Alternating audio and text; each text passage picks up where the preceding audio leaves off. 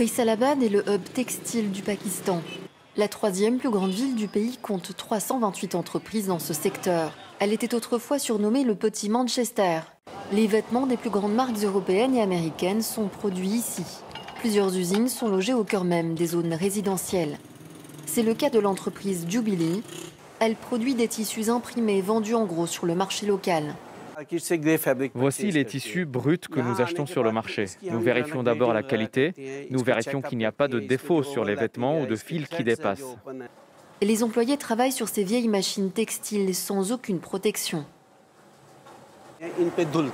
Là, ce sont les machines à laver pour nettoyer les vêtements, pour enlever toute la poussière. Nous utilisons 40 à 50 000 litres d'eau par heure et toute cette eau est évacuée dans le système d'égout principal de la ville sans être traitée. Cette eau s'écoule directement dans le sol. Il n'y a aucun traitement des eaux usées, ni aucun système de drainage. Le manager s'en désole, mais il n'a pas le choix, dit-il.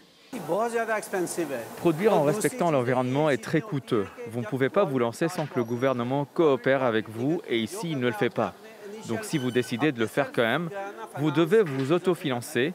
Et même si le gouvernement accorde des prêts, les taux d'intérêt sont si élevés qu'ils sont insoutenables. Les cheminées des usines crachent leur fumée au milieu des habitations. Pour les résidents, c'est un calvaire au quotidien.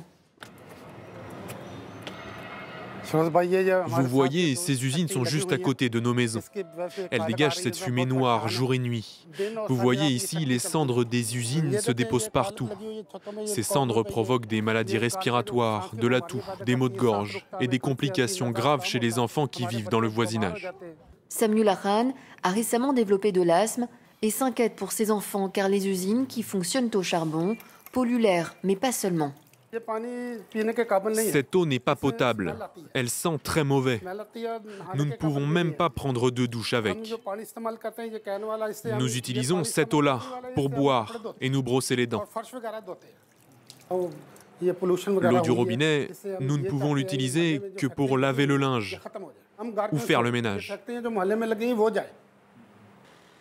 Il existe pourtant des zones industrielles à l'écart des zones résidentielles comme celle d'Allama Iqbal, située à 30 km du centre-ville.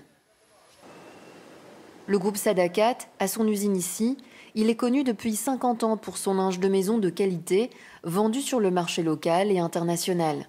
Le groupe Sadakat sous-traite pour de grandes marques européennes. Il est d'ailleurs parmi les 50 principaux exportateurs du pays. À 16 ans seulement, Mohamed Mourtal est l'un des directeurs de cette entreprise familiale. L'une de ses missions, devenir plus écologique. Nous avons réduit les déchets dangereux de moitié et nous avons réutilisé environ 1000 mètres cubes d'eau en 2019. Et ce n'est que le début. Mon grand-père, mon père, ce sont des hommes d'affaires. Le fait est qu'ils n'étaient pas aussi informés que moi. C'est donc à moi de leur faire comprendre les enjeux environnementaux. Nous, la jeune génération, nous sommes plus conscients du réchauffement climatique et de la nécessité de prendre des initiatives. À l'extérieur d'ailleurs, certaines initiatives sont visibles. Voici notre usine de recyclage de l'eau. Nous sommes les seuls à en avoir une au Pakistan. Toute l'eau utilisée dans l'usine arrive ici pour être traitée. Et nous économisons comme ça environ 35 à 40% de l'eau que nous utilisons. La principale source d'énergie ici reste pourtant le charbon, le combustible le plus polluant. Mais le groupe Sadakat se donne 10 ans pour devenir 100% écologique. La route est longue. Pour s'en rendre compte, il faut aller à Lahore. Dans ce marché, les plus grandes marques du prêt-à-porter occidental. Ces vêtements étaient destinés à l'exportation, mais ils ont fini ici car ils ont été produits en surplus ou parce qu'ils ont de légers défauts de fabrication. Avez-vous la marque de pantalon Police? Oui, monsieur. Regardez, ceci est un pantalon de la marque Police. Il a été fabriqué à l'origine pour être exporté en Australie.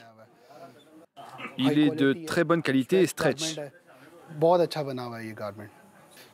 Ici, nous avons un jeans de Springfield. Son prix d'origine est de 50 €. Combien le vendez-vous? Monsieur, nous vous le proposons à un prix très bas, seulement 1000 roupies. Les marques produisent des vêtements en grande quantité. Elles expédient les volumes commandés, le reste, elles le jettent ici. Le coût environnemental de cette production excessive est énorme.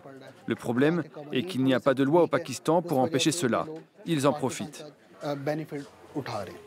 La pollution engendrée par l'industrie textile est alarmante et s'ajoute aux conséquences désastreuses du réchauffement climatique déjà présentes dans le pays.